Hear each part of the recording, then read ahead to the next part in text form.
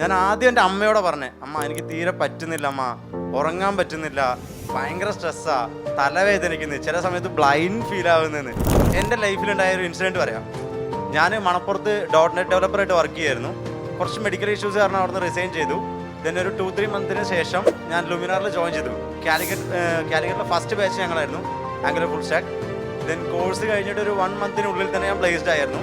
കൊച്ചിയിലൊരു കമ്പനിയാണ്. കമ്പനിയുടെ പേര് ഞാൻ പറയുന്നില്ല, കാരണം അത് പറഞ്ഞിട്ട് മോശമാണ്. കാരണം ഒരു 1 ഇയർ വർക്ക് ചെയ്യുന്നതിൻ്റെ ഉള്ളിൽ തന്നെ അവിടെ ഭയങ്കര പ്രഷറാണ്. കാരണം ഒരു രാത്രി 11 മണിക്ക് എനിക്കൊരു കോൾ വരും, നിതിൻ ക്ലയൻറ്റ് ഉണ്ട്, ജസ്റ്റ് ഒന്ന് കണക്ട് ചെയ്യാമോ എന്ന് പറഞ്ഞിട്ട്. ഭയങ്കര ബുദ്ധിമുട്ടായിരുന്നു. ശനിയാഴ്ച ഞായറാഴ്ച ഒക്കെ വർക്കായിരുന്നു. അപ്പോൾ ഭയങ്കര ബുദ്ധിമുട്ട്. എനിക്ക് ഭയങ്കര BP ആയി. എൻ്റെ ജൂനിയേഴ്സിനെ നോക്കണം, എൻ്റെ വർക്ക് നോക്കണം, സീനിയേഴ്സിൻ്റെ ചീത്ത കേൾക്കണം, അങ്ങനെ ഒരുപാട് ഇഷ്യൂ ആയപ്പോൾ ഞാൻ ഇതുവരെ നേരിട്ട് കാണാത്ത ഒരാളാണ് രോഹിണി മാം. ഒരുപാട് നന്ദി മാമിനോട്. എന്താണെന്ന് വെച്ചാൽ ഞാൻ മാമിനെ ഞാൻ വിളിച്ചിട്ട് പറഞ്ഞ്, മാം എനിക്ക് തീരെ പറ്റുന്നില്ല. ഞാൻ ആദ്യം എൻ്റെ അമ്മയോടെ പറഞ്ഞേ, അമ്മ എനിക്ക് തീരെ പറ്റുന്നില്ല അമ്മ, ഉറങ്ങാൻ പറ്റുന്നില്ല, ഭയങ്കര സ്ട്രെസ്സാ, തലവേദനിക്കുന്നു, ചില സമയത്ത് ബ്ലൈൻഡ് ഫീൽ ആവുന്നതെന്ന്. അപ്പോൾ അമ്മ പറഞ്ഞ്, സാരല്ല എൻ്റെ മോൻ, നോക്ക്, പറ്റുന്നില്ല എന്നുണ്ടെങ്കിൽ നമുക്ക് വേറെ നോക്കാം, നിന്റെ കഴിവിനല്ലേ ജോലി കിട്ടി, ആരും വെറുതെ തന്നല്ലാന്ന്.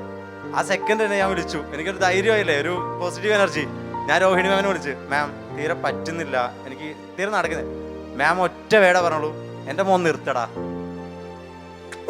എൻ്റെ മോൻ നിർത്തടാ, നമുക്ക് നോക്കാന്ന് പറഞ്ഞ്. എൻ്റെ അമ്മ പറഞ്ഞ സെയിം വേർഡ് ഞാൻ ഇപ്പോഴും അറിയിക്കുന്നത്. ഞാൻ ഇന്ന് വരെ ആ മാമിനെ നേരിട്ട് കണ്ടിട്ടില്ല. എനിക്ക് എന്തായാലും ഇപ്പോൾ കാണണമെന്നുണ്ട്. അത്ര ഹാപ്പിയാണ്. കാരണം വേറെ ആരും അങ്ങനെ സപ്പോർട്ട് ചെയ്തിട്ടില്ല. ദെൻ ഒഫീഷ്യലി വൈഫ് എന്ന് പറയാനായിട്ടില്ല. എൻ്റെ വുഡ് ബി ഓണത്തിന് എൻഗേജ്മെൻ്റ് ആണ്. അപ്പോൾ ആളെന്നോട് പറഞ്ഞായിരുന്നു, എനിക്ക് പറ്റുന്നില്ലെങ്കിൽ നീ നിർത്തി, വേറെ നോക്കാം. കാരണം അത്രയും സപ്പോർട്ട് തരാൻ പറ്റത്തുള്ളൂ. അവർക്ക് നമ്മുടെ ബാക്കിയുള്ള കാര്യങ്ങളൊന്നും അറിയില്ല. പക്ഷെ അമ്മ എന്ന് പറയുമ്പോൾ ചെറിയൊരു ഇതുണ്ടാവുമല്ലോ, വീട്ടിലെ കടങ്ങൾ, നമ്മുടെ ബുദ്ധിമുട്ടുകൾ, കോഴ്സ് പഠിക്കാൻ പോയ കടങ്ങൾ, അങ്ങനെ ഒരുപാട്. അപ്പോൾ പക്ഷെ ആ ഒരു സമയത്ത് എനിക്ക് രാഹുൽ സാറും ടീന മാമും, എക്സ്പെഷ്യലി ഞാൻ എല്ലാവരെക്കാട്ടിലും കൂടുതൽ പറയുന്നത് രോഹിണി മാമാണ്. അത്രയേ സപ്പോർട്ട് ചെയ്തിട്ടുണ്ട് എന്നെ. ദെൻ ഞാൻ ആ കമ്പനിയിൽ നിന്ന് ഇറങ്ങിയിട്ട് രണ്ടാമത് വന്ന് ഇപ്പോൾ ഒരു സീനിയർ ഡെവലപ്പറായിട്ട് ഞാൻ വർക്ക് ചെയ്യുന്നുണ്ട്. അതിൻ്റെ പ്ലേസ് ആവാനും കാരണം ലുമിനാർ തന്നെയാണ്. സോ ലുമിനാറിന് ഒരുപാട് നന്ദി, താങ്ക്സ്.